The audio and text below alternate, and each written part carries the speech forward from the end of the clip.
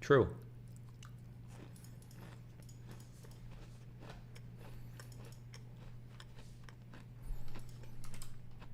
Jesus, McAfee, is this a real dead person? Chill.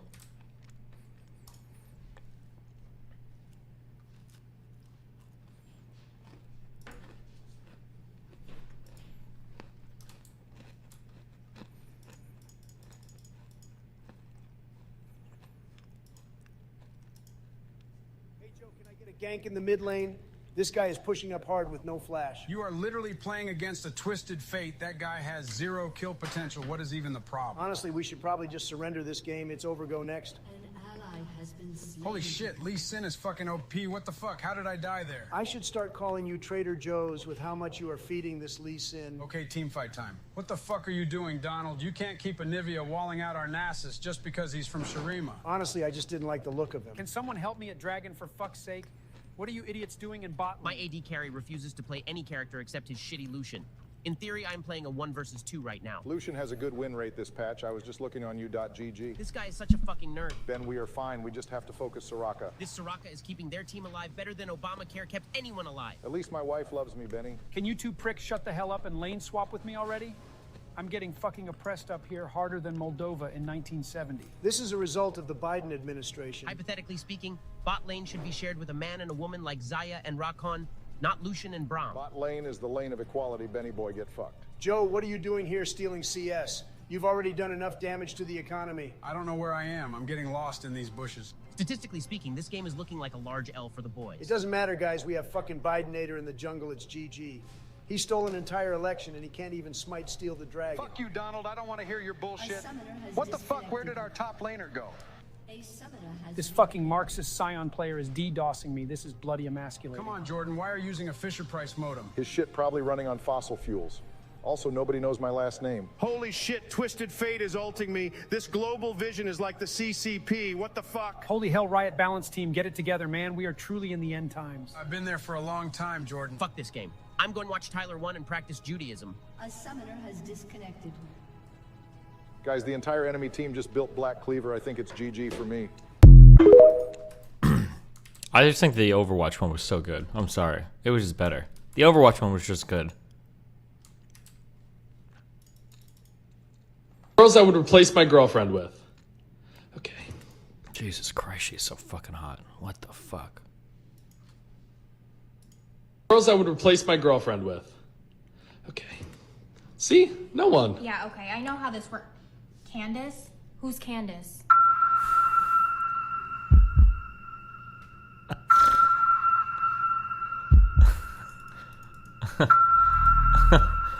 These stupid fucking memes. Candace. Wasn't there one where the guy's like fucking levitating after he fucking... Jesus. Okay. Good meme. I give it a 8 out of 10.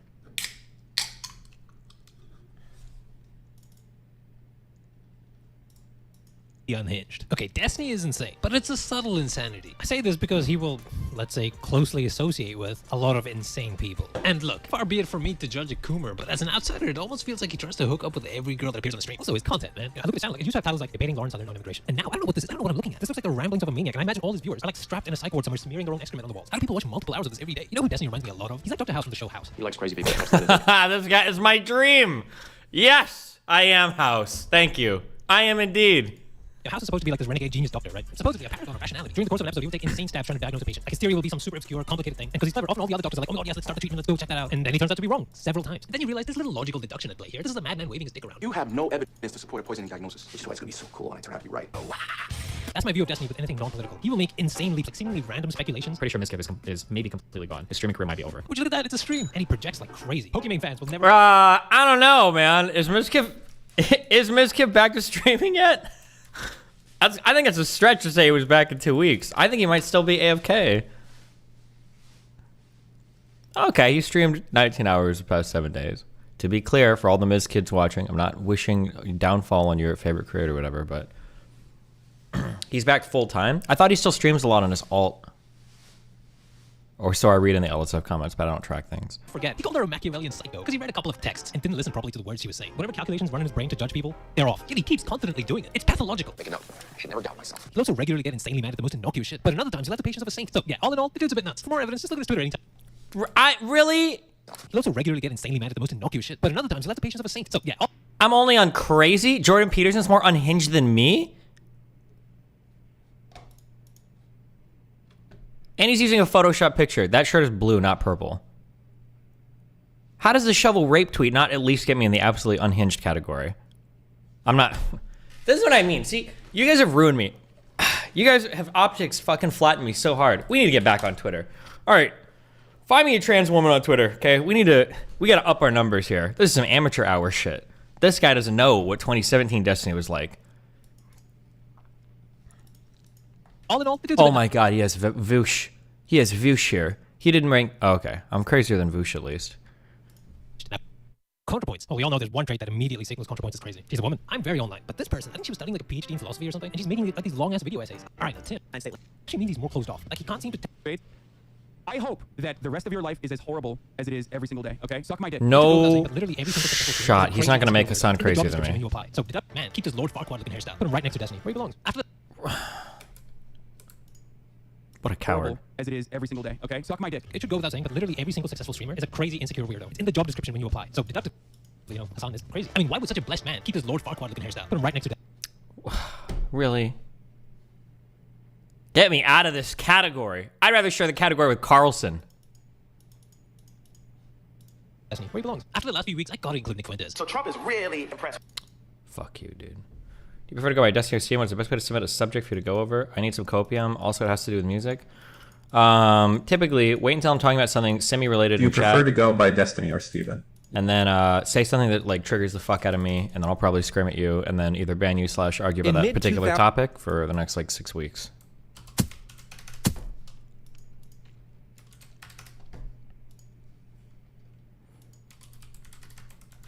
An actual 10.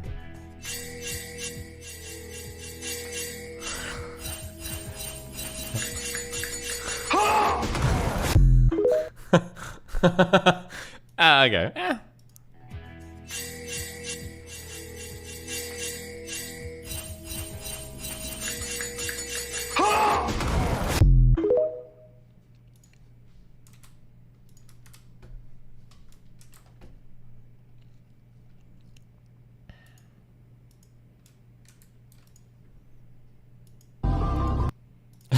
Dude, this fucking video is so good.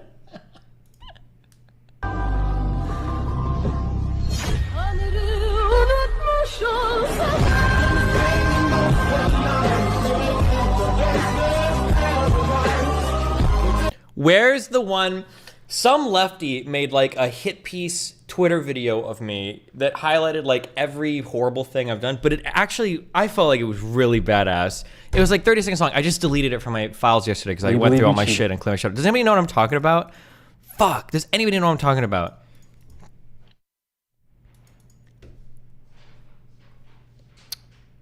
It just like went through like 10, 15, 20 different things. It might have been like 2 minutes long.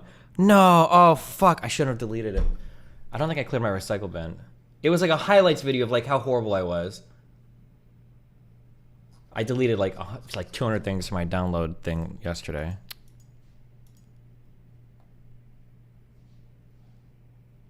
Don't tag my name and then link me random stupid shit like I'm gonna click it. Fuck. Oh no. Oh, I did clear my recycle bin. Fuck.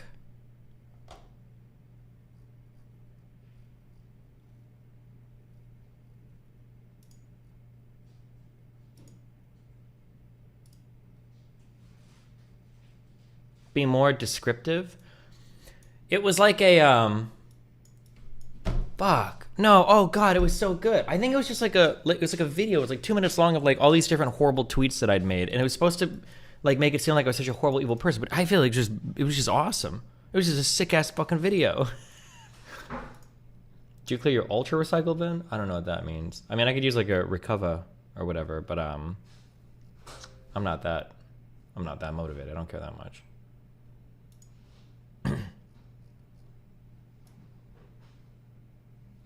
It's a Chris Brown song. I don't remember what the song was. What was the time it was released? I want to say 2022.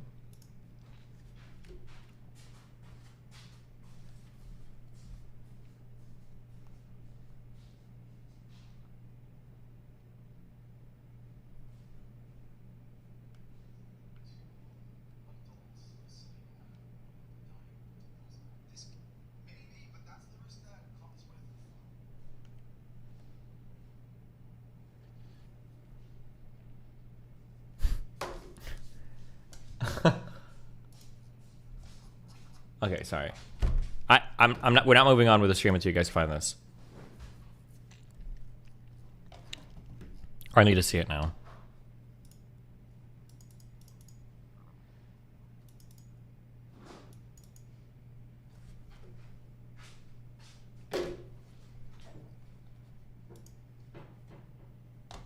Can you be more descriptive? It was a 2-minute video, I think, with a song playing in the background that was supposed to be like a doomy, spooky song. And he just went through like a bunch of my tweets or whatever, trying to show how horrible I was. But I think you either know what I'm talking about or you don't. Can you empty your recycling? No, I mean, I could probably use, I need to do, is it recover? Do people still use this program? Or are there better ones? Have you watched it on stream? I don't remember. I can't believe I'm downloading this shit. I don't even know if this is the program that people use. It was on Twitter? Yes.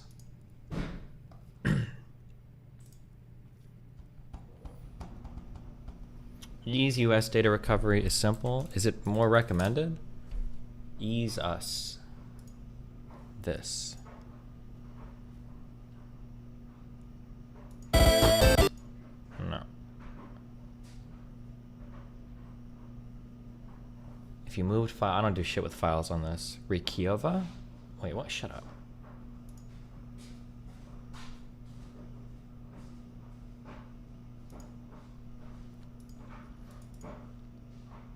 Was your montage of your tweets over a Chris Brown music video? I think it was Richard for the right wing guy. Maybe, it might have been.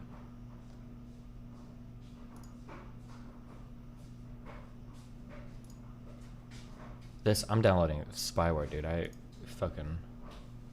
can feel it.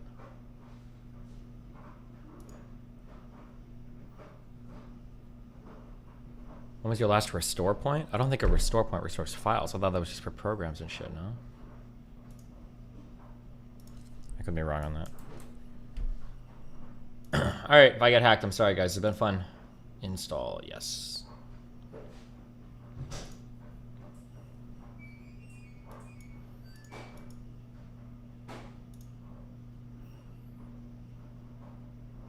I have to reboot? Oh, fuck.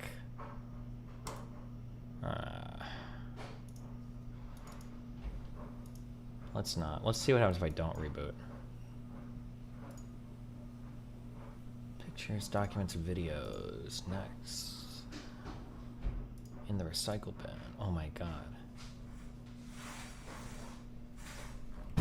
What the? Mel? Mel Narcissus. What? Just to remind you. Mel time. Mel crush.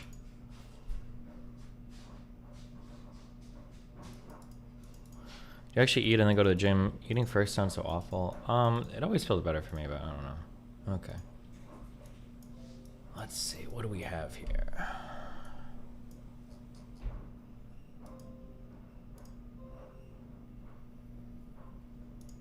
State excellent. We've got 15 files easily recoverable. Let's try these. Do you want to start at the same drive? This can reduce the chance of a successful recovery. Bruv. Can't you just like find a different sector to write to? Seriously? Would it really? Oh, let's put on new drive. Oh. Okay, try this.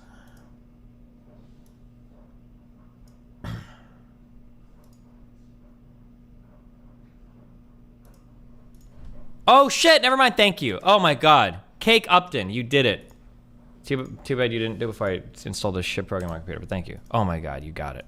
I think it was this one. Destiny is a piece of shit. What it is, folk? This right here is Gets off of being an abusive bitch. Chris Breezy. Me, myself, I'm the 2-3-year-old CEO. Who? Young Carter, harder than the mother boys. I ain't even frontin', baby. I could take a summer off. I could break a woman off. I could take the stomach off one of my trucks. Now I'm riding in the goods. Line it on up, guarantee you get served. Lil' Chris said run it, so I run into her. I'm that cash money young and Birdman Jr. Just a president looking for a minor curve. The young boy just turned 16 and I got 6 foes and hot bikes that I rock. Keep 3 or 4 sweeties on my clock. But all the swinging in that bikini just might convince and slow all the traffic down to a complete stop. Cause you speak in that slang that I talk.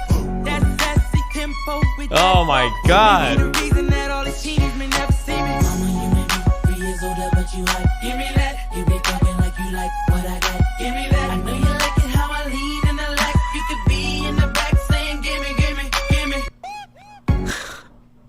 It was supposed to be like a hater video. I thought it was pretty cool though. I was like, yeah, this is badass. Thank you for this. I needed this.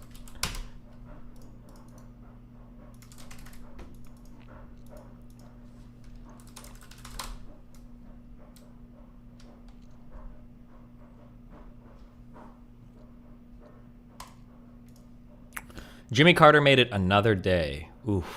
Am I gonna have to try to power him for another one? We were hitting 9. We were spitting out 940s yesterday, guys. 940s. I'm just gonna give it one shot. One shot. One shot. Let's see what we got. Let's see what we got loaded in the barrel today.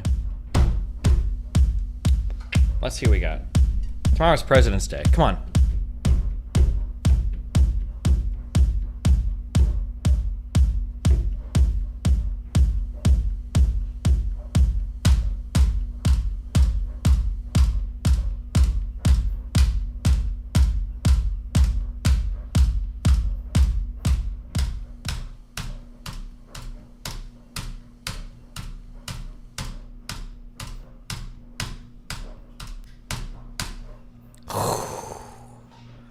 Oh, I'm in the zone. It's the new keyboard.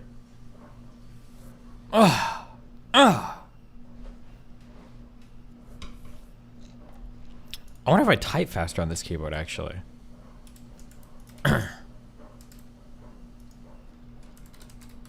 Hold on. Forcing.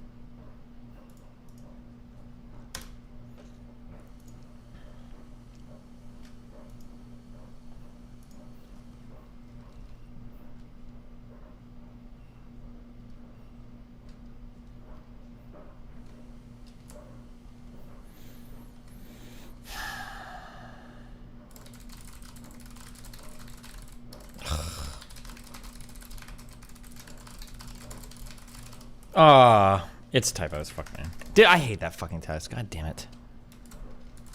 Let me try one more. Actually, wait, what was the typing website that doesn't make you redo it if you fucking get a typo? Use monkey type? It's so annoying. It's just a stupid fucking way of grading. You should be able to grade with errors. Actually, let's just not make any errors, okay? I'm just gonna not make any errors, okay?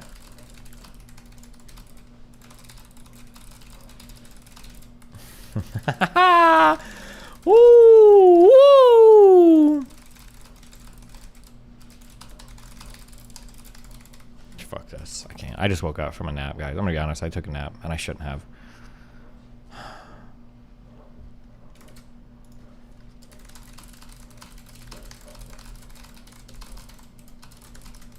Oh my god.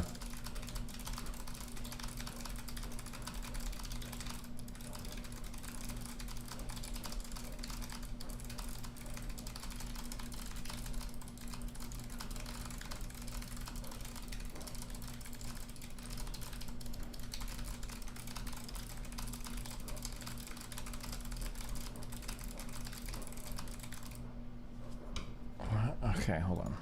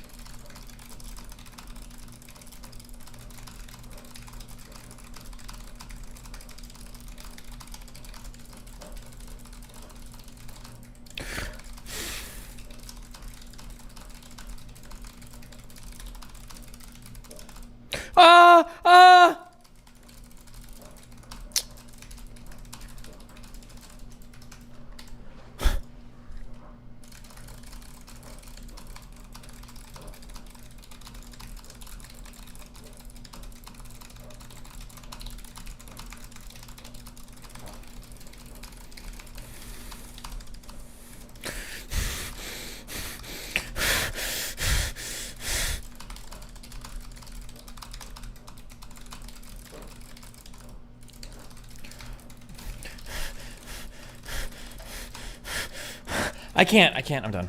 Okay, done. That's it.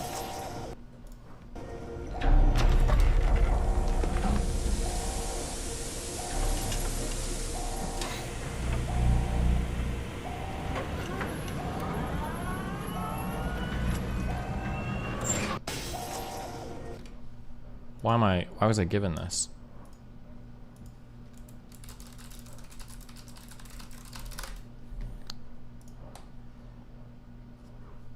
I don't know why I was like this. 161. Okay, hold on. Okay, hold on. Chill.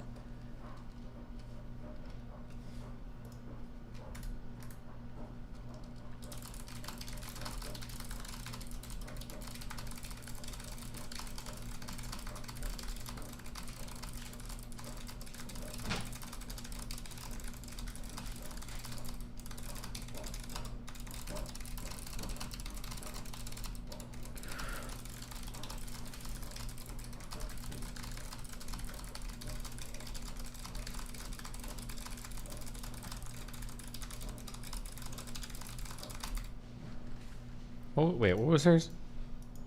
161.99, 165.97.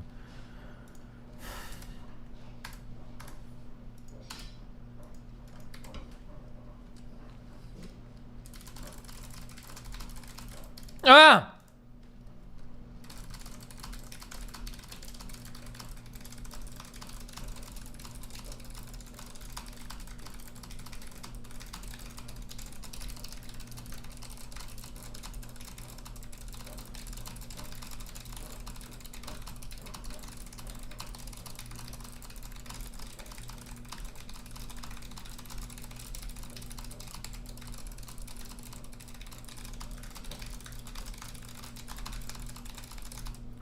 Okay. Fuck you, Lily.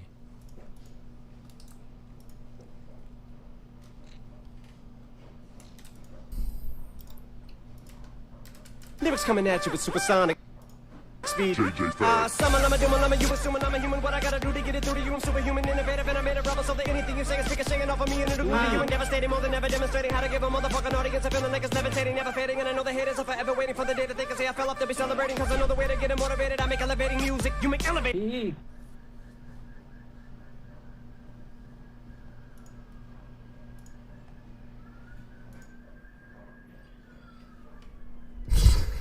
Yee guy. I like Yee guy. Short and sweet. Lyrics coming at you with supersonic speed. Summer, you assuming I'm a human. What I gotta do to get it through to you? I'm superhuman, innovative, and I made a rubber so that anything you say is singing off of me and it'll glue to you and devastating more than ever, demonstrating how to give a motherfucking audience a feeling like it's levitating, never fading. Hey, what's up, guys? I'm literally on my tree right now. This dog is barking at me, and this is getting really annoying. But if you guys want to know, this is really dangerous. If you are not this old to try it, please don't do it. Only I can do it because I'm 6 and I'm about to turn 7. But please never try this at your house. I don't want you getting hurt. But unfortunately, I won't get hurt.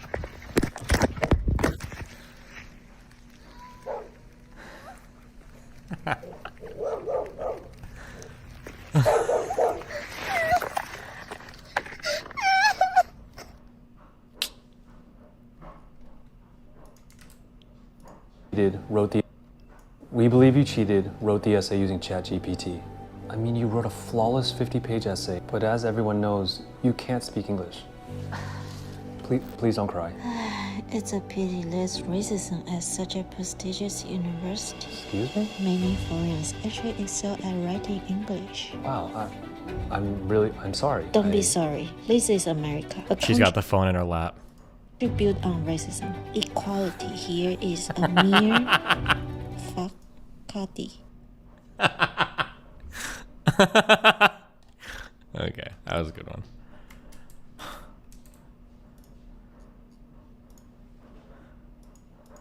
$177. This is, you guys just Photoshop the most obvious shit. If I wanted to get 177, I could crank it out. You know that, right? You know I could do that.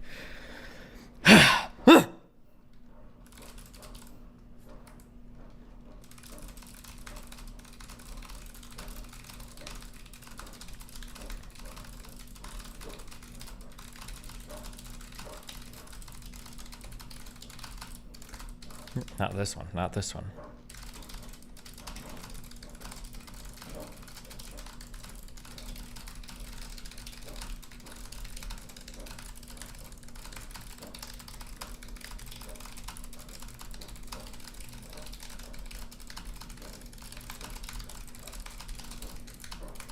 No!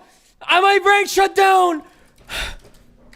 Sometimes the structure of the words makes a sentence weird to type, and it's not even, I'm not even typing sentences, so it doesn't even make sense.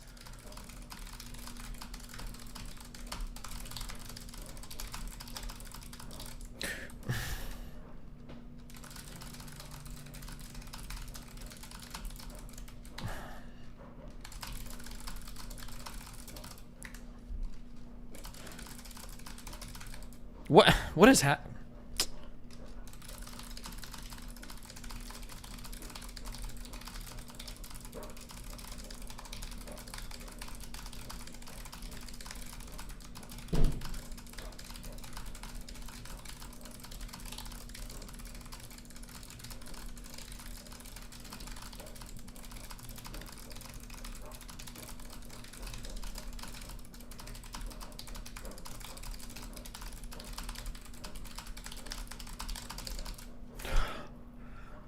$170?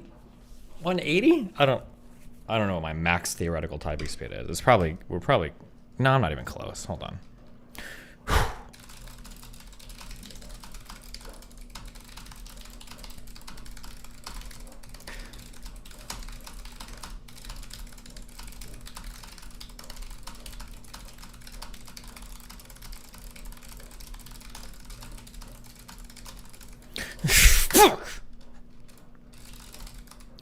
From and from. Why would you put those two words right next to each other?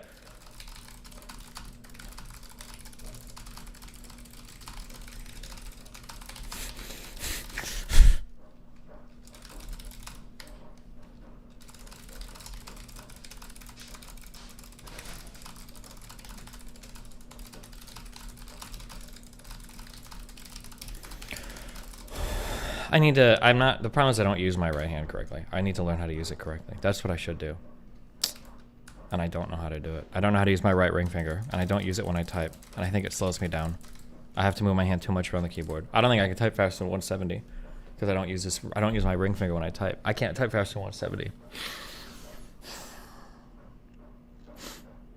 I should do a few of these every day, and I should learn how to use my right ring finger. Otherwise it's just way too much movement around the keyboard. It's ridiculous. It's ridiculous.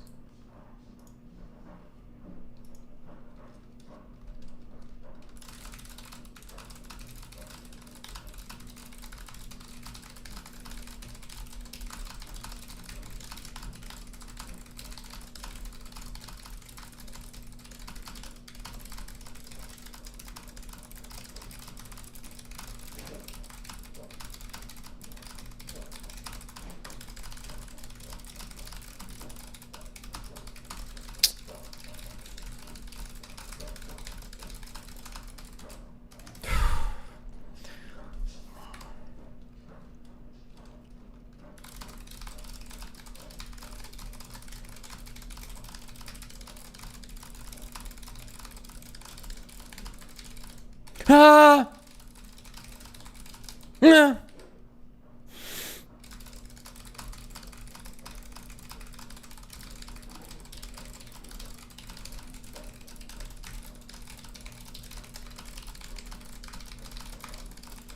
Ah!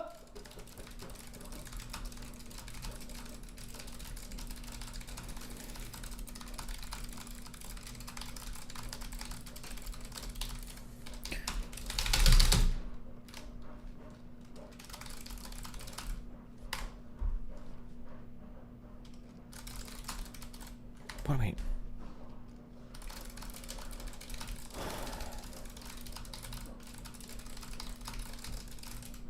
What?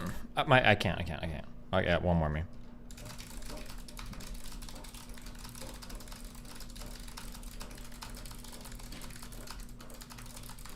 No, it's new now one. It's not new one. Dumb, stupid, fuck, retard. I'm a fucking retard. I'm a fucking you know what I want to fucking say. You know the words I want to use that I can't use because it would make me hateful and evil. In mid-2018, yeah, that's right. 29-year-old I wanted to say all of them. I wanted to say every single one of those words at the same time because when I'm in private, I say all of them to myself constantly. The worst ones, every bad one I can think of, all of them. Oh, without typos. Those days happen. I need an easy one. This is so easy. 197?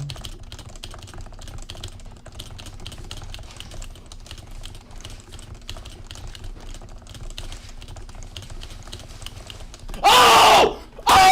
No shot. That was that was the easiest hype thing I've ever seen in my entire life. Okay?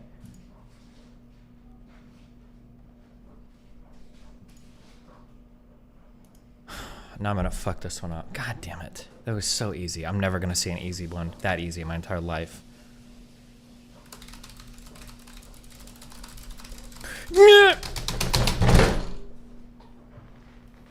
okay?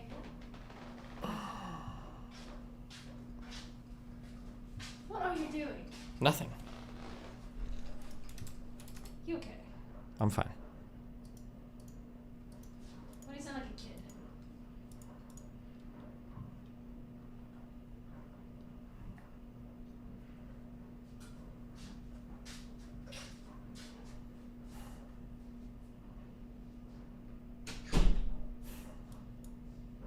In mid-2018, 29-year-old Grant was unemployed, living rent-free in his parents' guest house in the rural village of Chuliota, Florida. He had not once lived on his own and had recently been kicked out of an anesthesiology school for lack of attendance and also fired from a job as a nurse for stealing medication. It was around that time when he decided to experiment with the relatively new realm of online cam sites. These platforms differ from regular porn sites in that they are interactive. Instead of watching a pre-recorded video, users can solicit live performances from models in exchange for money. This allows individuals to watch whatever acts they want, but at a price. Using his brother's credit card, he browsed through multiple cam models, spending an average of 20 minutes on each one. Yet it was on the 5th of June when forensics discovered he came in contact with a performer who went by the stage name of Sylvie. And over the following 6 months, Grant would spend over $200,000 of his family's money on this one model. The entirety of his father's life savings that he had saved up from working as a pharmacist for over 30 years was gone. She milked him, dude. He had spent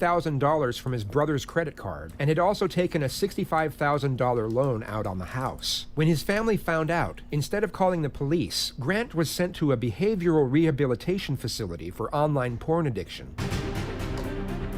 The more we try to run from shame, the stronger it becomes. When Grant got back from rehab on January 4th, his father presented him with a 2-page list of rules he was required to follow if he wanted to continue living at home. One of the conditions was that he cease all communication with Sylvia immediately, but it took just 3 weeks for the family to discover that he had broken the contract and re-established contact with the model via Twitter. On January 24th, when Chad Amato got home from work, he reportedly confronted Grant over his disregard, and the two of them got into a heated argument which almost turned into a physical altercation. Grant was then kicked out of the house, and for the first time in his life, he was on his own. Shortly before 9 a.m. the next morning, police received a call from Cody Amato's girlfriend, alerting them that he had failed to show up to work that morning and hadn't responded to multiple phone calls. They arrived at the residence at 9:17 a.m., and once knocks on the front door went unanswered, they were able to gain access with a knife via the back entrance. Chad, Margaret, and Cody Amato were all found lying dead on the floor with gunshot wounds to the head from a 9mm handgun. Grant became the immediate prime suspect, as a witness statement from Cody's girlfriend advised police of the confrontation that had occurred the night before, as well as the collection of bizarre circumstances that had led to that point. He was traced to a hotel in Orlando. You're being cooperative, sir. We appreciate that. Some Seminole County detectives want to talk to you, so we're going to get the handcuffs off of you. Nothing in your pants, correct? It's just a normal routine when we encounter someone that we want to make sure you're safe. Now we know you don't have any weapons, we'll get those restraints off of you. we're confident you've been cooperative. Everything's good, so we appreciate that very much. Goes a long ways. He immediately agreed to accompany them to the police station and sit down for an interview. Reports stated that he wasn't made aware of his family's demise, nor was he advised as to what the purpose of the interview was for. Grant himself didn't once inquire, just reportedly sat silent in the back seat of an unmarked police car, staring out the window for the entire journey to the police station. Thank you, sir. Thank you.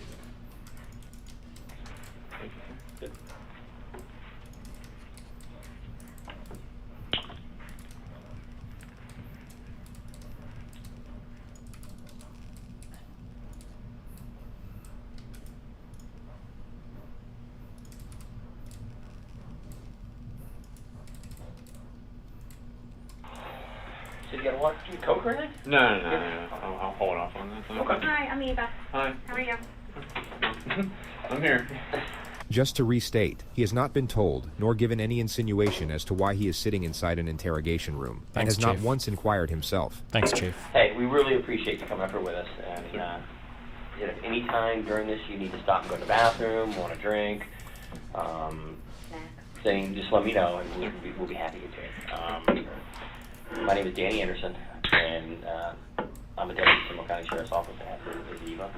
The investigator's initial plan is to establish a friendly connection with the suspect, which can often be a highly effective tactical procedure to elicit a more detailed discourse. Yet on this occasion, something seems to get lost in the endeavor, which you'll just have to see for yourself when the time comes. This is one of the most fascinatingly aggravating interrogations to ever be released into the public domain. Wow.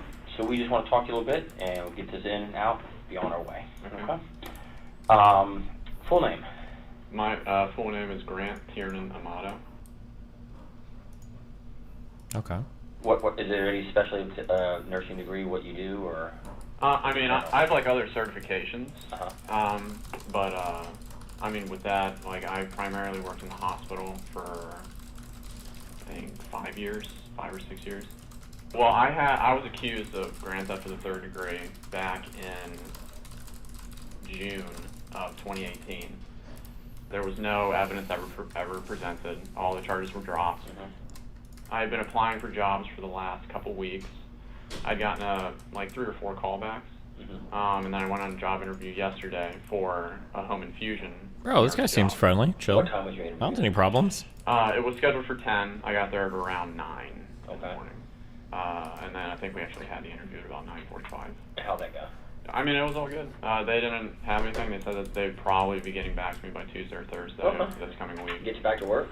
Yeah, because, I mean, it's like... He's just like me, for real. You don't have any money, you Sure. can't do anything, so...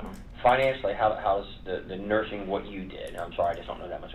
She knows a lot more about nursing. The nursing, how does it pay? How does it pay? I mean, if you work your standard 3 12 hours a week, you get anywhere between, I'd say, $45,000 and $55,000. Do you use both your thumbs when typing? I mean, No. It's not bad. I think my best year, I made like $55,000. 55. Because I rarely worked overtime. Right. You know, when I was just, because I had the whole plan of going to graduate school, so I was just kind of using it as a stepping stone for that time. Just to pay the bills to Right. get you where you gotta. Gotcha. And what you're going for, what does that pay? Nurse anesthesia pays, I mean, base like about 150 up to 175. Okay. Somebody say based? High school, where'd you go? I went to Timber Creek. How were your grades? High school and the first 2 years of college, I was A, B, C. You know, I was in honors in the major program for UCF. Girlfriends? Girlfriends. I had, like, my high school sweetheart girlfriend for about 5 years. And then ever since then, no, like, official girlfriends, no flings or anything like that. Dates here and there? Dates occasionally, but, I mean, not really. Kind of focused on, like, just getting through the life goals that, you know, I wanted to achieve. Uh-oh. Cope alert. What do I like to do? I like to watch anime. What is it? I'm sorry. Oh, sorry. I don't know what it is. I mean... I thought you said MMA, and I'm like, okay, and then when you start explaining to it, I mean, I heard guess it, like, now. it's animated, it's like cartoons, I guess you could say, but it's Japanese cartoons. It is in Japanese, and then they subtitle it. Yeah. You speak Japanese? I was gonna say, do you understand? I don't. I understand a few words. We actually just went to, me, my brother, and one of my friends, or I guess friends from high school. We went to Japan. In fact, how long have you been out of work? I've been out of work for 6 months, since June. How did you pay? That's a lot of money to be out of work. My brother. Oh, it is? Yeah, yeah. I think the only other game that we really played was Fortnite, but then that was starting to get to like. That's a big deal right now. Yeah. The younger Kids are all over it. generation. And actually, yeah, during the time that I was that I wasn't working as a nurse, I tried to do the whole Twitch streaming thing. What is that? I'm I'm sorry. sorry. No. What kind of order you have to explain all this to us? With Twitch, it's you got your mic and then you have your face cam, and then basically people are just watching you play whatever game you're going to say. That you're Wait, does this guy sound like Hamster Hog? On virtual reality, it was primarily just Beat Saber, so it's like a rhythm-based game, like Guitar Hero. Apart from that, we really didn't get into too many other games yet, because we were kind of just focused on Beat Saber. But I think we had downloaded a few other where it's just like Beat Saber. You're going through like a world and you can interact with the world or something like that. Close with your brother Cody? Let's talk about Cody. Oh yeah. Me and Cody. Who's older, you or him? He is. I'm the youngest one. I'm 29. He's 31. My oldest brother Jason is 35, 36 now. Talk about Cody. Cody. You know, we decided to go to nursing school together. We decided to go to the nurse anesthesia school together. A lot of people thought that it was weird because we did everything together and because we were so close, but yeah, I mean... Yeah, a lot of people understand the bond of brother, though. Yeah. The true bond if you're close to your brother. And I mean, during like this whole time, I mean, kind of like with just a few examples I've given you, he'd take care of everything for Always me. there for you. Yeah. Always there to support you. Always there. Yeah, did everything together, connected at the hip. Ever any issues really with him? No, like I was saying, during this last 6 months, it had been a very trying time. He would like have his moments where he would get extremely upset. Like you know, he never gets violent, I guess you could say. But like at one point he got so upset that he like pushed a cabinet and then it like dented into the wall. Yeah, I mean, at least with me, he's always been like where he's there for me. Like whatever it takes, regardless of what's happening, I'm gonna take care of it for you. What about your mom? My mom has It must have been a bizarre sight for the detectives to witness, when a man who had just allegedly shot his mother in the back of the head gave a reminiscent smile when she was brought up in the discussion. She's always been the, it's kind of like Cody, she's always been the one that focused on me. And, nice ad hominem, dude. Were you the baby? You were truly the family baby? For my mom. What about Chiefs? Yeah. Okay. For my mom. Mom's favorite? Yeah. You know, countless times my dad would like come up to me and he'd make like me feel like he'd try and use things and word things to make me feel guilty so that. Hold on, Mel needs help setting up speakers. Give me like 2 minutes.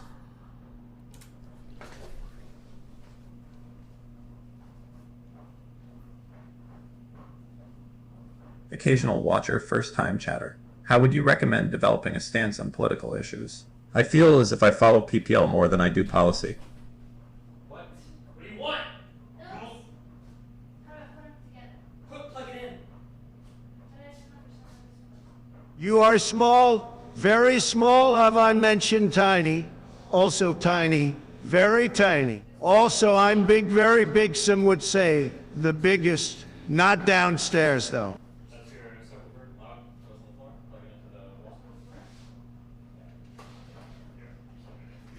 Simon bless him with another day, pray.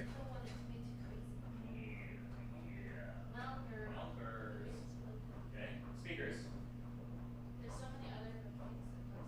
No. There should be one thing that plugs into the green thing in the back computer. If he gets 930, I will T5 Destiny White, never Eva.